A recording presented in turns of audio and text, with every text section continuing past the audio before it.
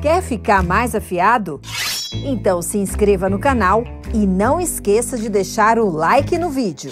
Esta presidência oficiou ontem a Polícia Federal com vistas à expedição de certidão a respeito dos inquéritos envolvendo a Covaxin e a empresa Barack Biotech.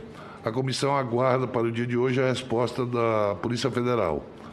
Além disso, a Polícia Federal foi oficiada para providenciar segurança aos depoentes da reunião a ser realizada amanhã e a seus familiares, diante das ameaças relatadas a esta comissão parlamentar de inquérito. Reitera a Polícia Federal a necessidade de cumprimento desse pleito, que não só garante a integridade física dos depoentes, mas assegura o bom andamento das investigações conduzidas por este colegiado. O presidente da República determinou, quando soube, entre diversos assuntos que esse deputado foi tratar, falou alguma coisa, o presidente falou com o ministro Pazuello para verificar. Como não tinha nada de errado, a coisa continuou. Não houve compra alguma.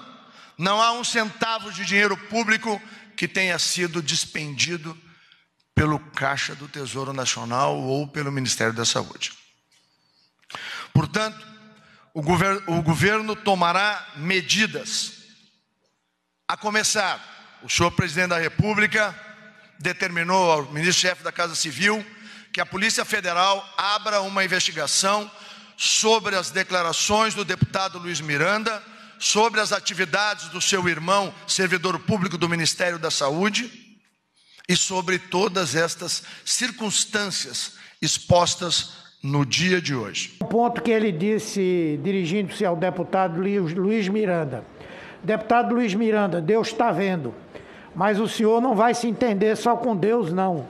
Vai se entender com a gente também.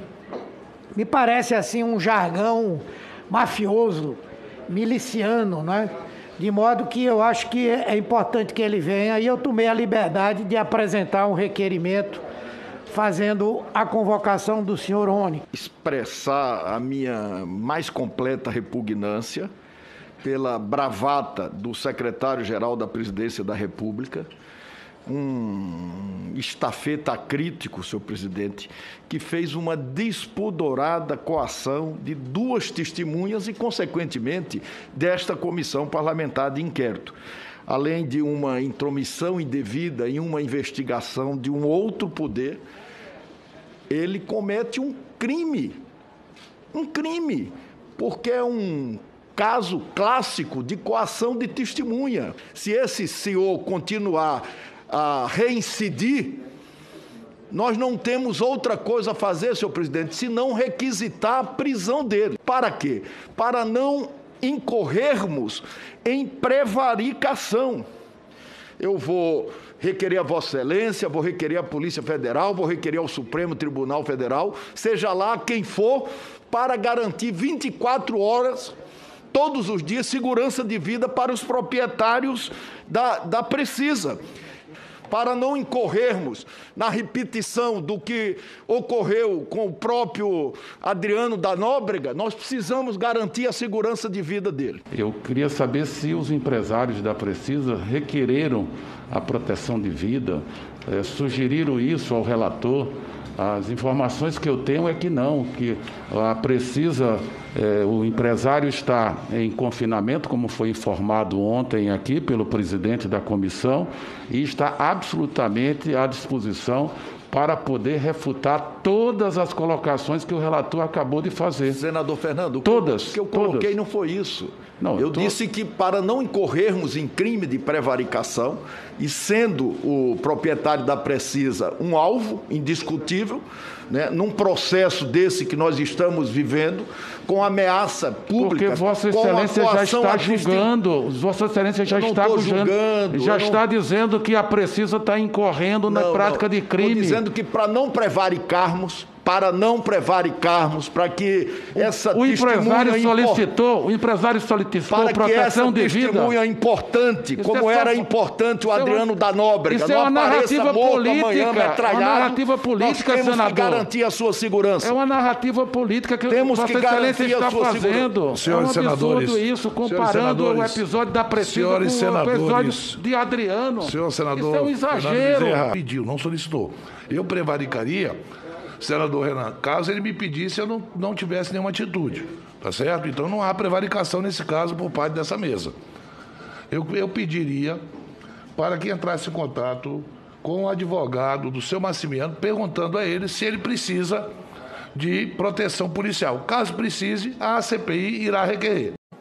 Nenhuma comissão parlamentar do mundo, em nenhum parlamento, pode ficar exposta à coação à testemunha. É obstrução ao nosso dever de investigar. Quer dizer, nós vamos convocá-lo imediatamente, né? E se ele reincidir, nós vamos requisitar a prisão dele. Onyx Lorenzoni? Sim, por enquanto. Preciso criar um plano de responsabilização e reparação. Responsabilização daqueles que deixaram de fazer o que era necessário, daqueles que deixaram de cumprir o seu dever, e também de reparação. Falamos de reparações individuais, as famílias, mas principalmente reparação coletiva. A sociedade brasileira precisa encontrar forma de reparar o dano que foi causado pelo descontrole da pandemia. É preciso, senhores senadores e senhoras senadoras, criar uma frente nacional de enfrentamento à Covid-19 no Brasil. Por que é preciso criar essa frente? E por que essa frente precisa ser liderada por essa CPI e pelo Senado Federal? Porque precisamos de alguém que lidere as ações que vão fazer a diferença hoje, amanhã, no futuro. Essa frente nacional que a gente propõe é liderada pelo Senado, é liderada pelo Parlamento, mas precisa necessariamente incluir todos os setores da sociedade, do Poder Executivo, do Poder Judiciário, do Poder Legislativo, da sociedade civil, de todo mundo, porque todo mundo tem o dever e tem o que contribuir para salvar as vidas no Brasil. Precisamos garantir, a partir dessa liderança, a implementação consistente das medidas não farmacológicas.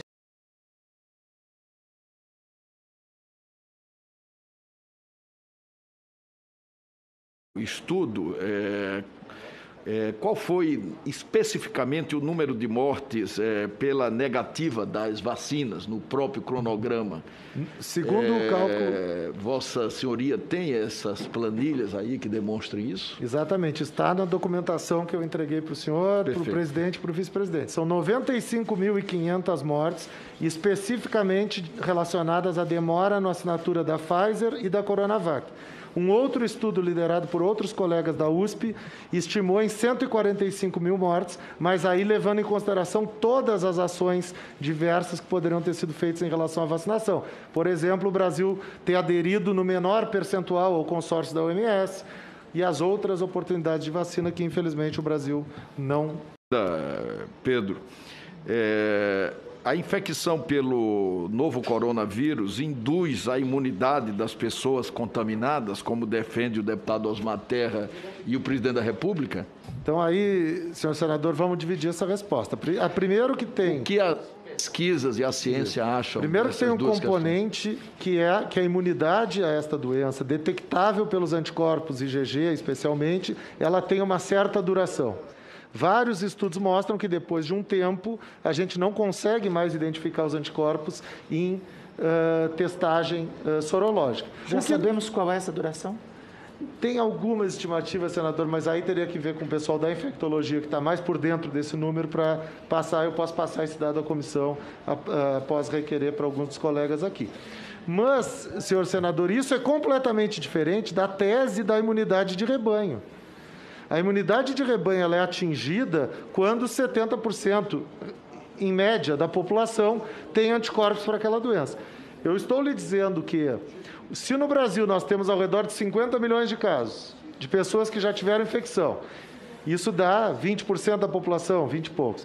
E tem mais 12% vacinados, embora algumas das pessoas sejam as mesmas, no máximo o Brasil tem de 25% a 30% da população imune. Ou seja, se nós formos esperar até chegar nos 70%, a plaquinha que o senhor carrega todos os dias aqui nessa comissão, infelizmente vai precisar de mais um dígito, que é algo que nenhum de nós brasileiros gostaria de que acontecesse. Não é? Porque era um vírus desconhecido, o SARS-CoV-2 era desconhecido em certa medida, a Covid-19 era desconhecida, a população não tinha imunidade natural a isso, ou seja, no primeiro momento, se teve muita tentativa e erro, perdemos muita gente naquela tentativa e erro, mas é compreensível. A gente não sabia, a gente estava diante de um grande desconhecido amedrontador. Mas, mesmo assim, já no início do primeiro ano da pandemia, países corrigiram sua rota. Países corrigiram sua rota. Né? Com ou sem autocrítica pública, corrigiram sua rota. Nosso senso de urgência é porque o Brasil precisa corrigir a sua rota, senador.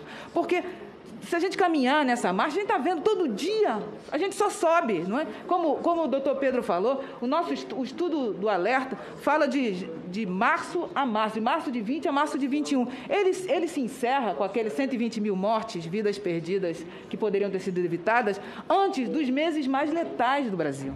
E a gente vai de mês mais letal a mês mais letal. E a gente tem que lembrar que mês mais letal é gente entre a gente que está morrendo. É gente entre a gente que está sofrendo. Então tem uma urgência aí, senador. E eu agradeço.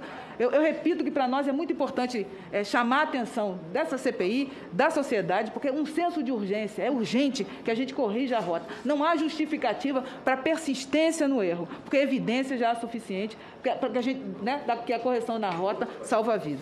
O estudo do Alerta, ele pega os números de mortes evitáveis, principalmente quando não havia ainda vacina disponível. É claro que a primeira vacina foi dada em janeiro, né, na Mônica Calazans, em São Paulo, todo mundo lembra.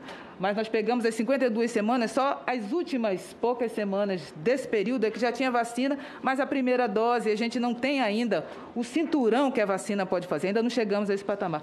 Então, antes da vacina, o que a gente diz é que havia outras medidas que poderiam e deveriam ter sido adotadas, e essas, se fossem adotadas, salvariam vidas. É esse o cálculo. Quando a gente fala dos 305 mil mortes em excesso, a gente está considerando, inclusive, que algumas delas, que aquele número já está beneficiado pelo fato de que parte da sociedade levou a sério as recomendações, que parte da sociedade fez o que devia. Muitas e muitos de nós seguimos a recomendação de evitar a transmissão. Aqueles que puderam, evidentemente, né? Aqueles que puderam usar o máscara de qualidade, aqueles que puderam ficar em casa, aqueles que tiveram consciência e puderam, não fizeram aglomerações. Então, isso já, mesmo assim, nós chegamos a 305 mil mortes em excesso e 120 mil que poderiam ter sido evitadas. Se a gente conseguisse implementar as medidas de forma consistente, isso não teria acontecido. O Brasil é um dos piores países do mundo na resposta à Covid-19. Não há outra justificativa que não a postura anti-ciência adotada no país. Investir na aquisição da imunidade de rebanho foi uma estratégia inicialmente equivocada, mas que a Suécia adotou no começo da pandemia, então apenas equivocada. Mas depois de um certo tempo se torna uma estratégia repugnante, com toda a evidência científica apontando que a imunidade de rebanho por infecção natural não era atingível para a Covid-19.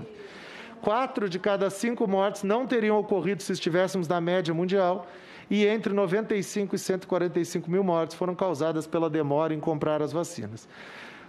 Então, eu encerro com esse slide que mostra a bandeira brasileira, com 500 pontinhos representando cada uma das 500 mil vidas perdidas, e só os pontos em preto do gráfico da direita teriam sido perdidas, caso o Brasil estivesse, repito, na média mundial, não na situação dos melhores países do mundo.